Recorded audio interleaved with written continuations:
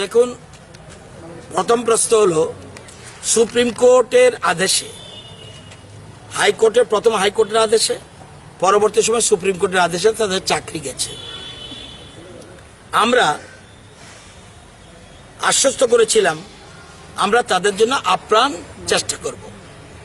আমরা দুইবার করে তাদের চাকরির মেয়াদ সুপ্রিম কোর্টের নির্দেশ মেনে, সংবিধান মেনে তাদের চাকরি মেয়াদ আমরা এক্সটেন্ড করি। পরবর্তী সময় আর দেওয়া সম্ভব নয়, সেজন্য তারা ছাঁটাই হয়েছে। এটা কোনো সরকার, না আগের সরকার না পরের সরকার, কেউ ছাঁটাই করেনি। কিন্তু কেন এই যে কোর্টের অর্ডার, আদালত আদেশ করতে গিয়ে যে অনিয়ম দেখেছে, অনিয়মের কারণে তারা ছাঁটাই হয়েছে। তাদের যোগ্যতার প্রশ্ন উঠেনি, উঠেছে অনিয়মের জন্য। যাই হোক, পরবর্তী সময় তারা যাতে আবার কোনো না কোনো চাকরিতে ঢুকতে পারে, সেই জন্য সুপ্রিম কোর্ট বলে দিয়েছে 2023 পর্যন্ত তাদের বিভিন্ন দপ্তরে, শুধুমাত্র টেট নয়, বিভিন্ন দপ্তরে চাকরির জন্য ইন্টারভিউ দিতে পারবে যদি বয়স বেশিও হয়ে যায়। রিল্যাক্সেশন, এজ রিল্যাক্সেশন তাদের দেওয়া হয়েছে। আমরা তাদের জন্য, আপনারা জানেন, 8,000 পোস্ট, এর মধ্যে 4,000 থেকে সামান্য কিছু কম আমরা টেট পরীক্ষা যাতে বসতে পারে এবং টেটের যারা বর্তমানে আছে কোয়ালিফাইড, সবাই তারা চাকরিতে ঢুকতে পারে। আরও প্রায় 2,500-এর মতো পোস্ট থাকবে, যেটার জন্য টেট পরীক্ষা হবে।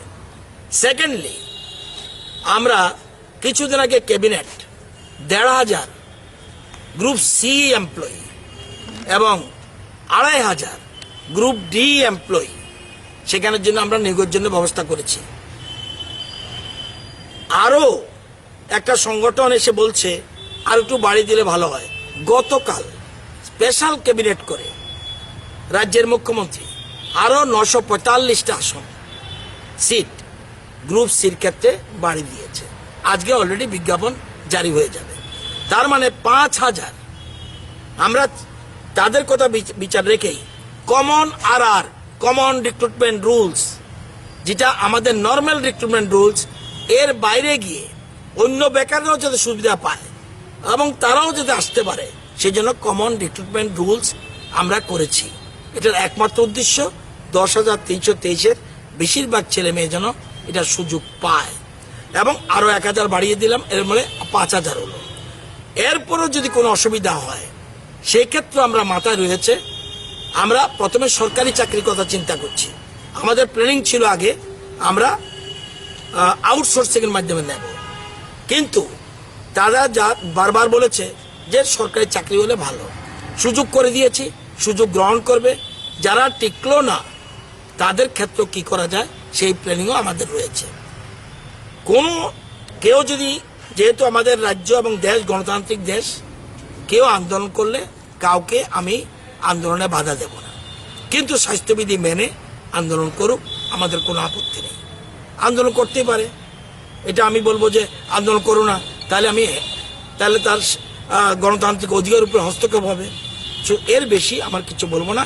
স্কোপ আছে, যারা বাদ পড়বে তাদের জন্য আমাদের মাথায় রয়েছে প্ল্যানিং করে একসাথে তাদের জন্য 5,000 তাদের এবং বেকার মাথায় রেখে কিন্তু করা হয়েছে, প্লাস এদিকে 4,000, তাহলে 9,000 পোস্টের 1,500 চলে গেলে তাহলে আপনার 9,000-এর মধ্যে প্রায় 7,500 পোস্ট রয়েছে, তারা পরীক্ষা বসতে পারবে। তাদের একটা দাবি ছিল তাদের শিক্ষকদের যারা মারা গেছে 76 জন, তাদের পরিবারের মধ্যে চাকরি প্রদান করা, সেই বিষয়ে আপনাদের সরকার এরকম ভাবে না, এরকম ভাবে সিস্টেম নেই। এগুলি যা নিয়ম কানুন আছে, ডাইনার্সের যে প্রভিশন আছে, এবং এদের মধ্যে অনেক যোগ্য রয়েছে যারা টেট পরীক্ষা পাশ করেছে, তারা আমরা অফার দিতে যাচ্ছি ইদানিং। তো সুতরাং যারা পরিবারে মারা গেছে, আপনারা জানেন, একমাত্র তাদের জন্যই 35,000 টোটাল যত শিক্ষক শিক্ষা ছিল 10,323-এর, এই করোনার সময়েও প্রত্যেক পরিবারে কিন্তু 35,000 টাকা করে দেওয়া হয়েছে। তো অন্যরা যেমন সুবিধা পেয়েছে তারাও পেয়েছে।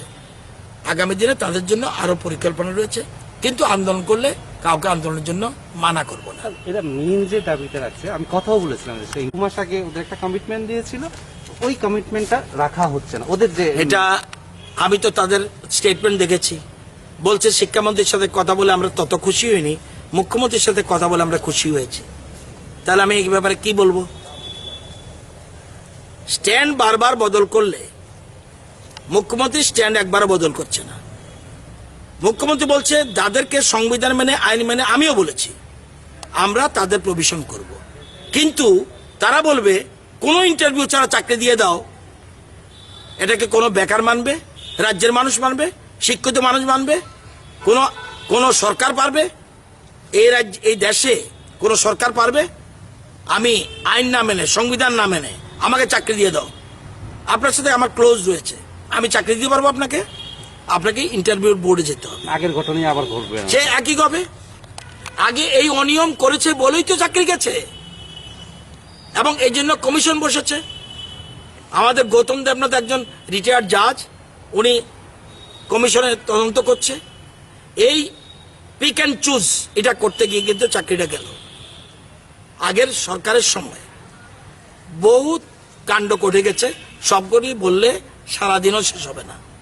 আমি অন্য প্রোগ্রামে যাচ্ছি, তাদেরকে আপনারাও সহযোগিতা করুন, আমরাও সহযোগিতা, আমাদের সহযোগিতার হাত তাদের প্রতি রয়েছে।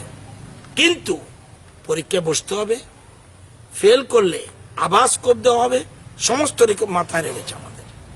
এরপরে কেউ আন্দোলন করলে কেউ না করে যাবে না। আপনারা জানেন ত্রিপুরা হাইকোর্ট, গুয়াহাটি হাইকোর্ট একটা রায় দিয়েছিল। এই রায় প্রথম সময়ে বামফ্রন্ট সরকার সময় মিউনিসিপ্যালিটি স্টাফগুলিরে আমার মনে হয় প্রায় 3 বছর আন্দোলন করেছে, তাদেরকে কেউ চাকরি দিয়েছে? ওরাও তো মানুষ। কি অপরাধ?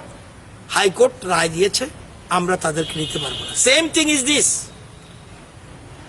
আমাকে সংবিধান মেনে আইন মেনে করতে হবে যা কিছু, এর বাইরে আমি কিছু করতে পারবো না। এতটুকু বলতে পারি, আমাদের গভর্নমেন্ট তাদের প্রতি প্রচন্ড সহানুভূতিশীল।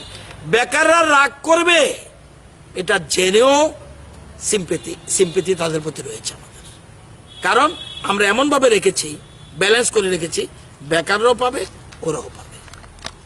এই সংখ্যা প্রয়োজনে আরো বাড়ানো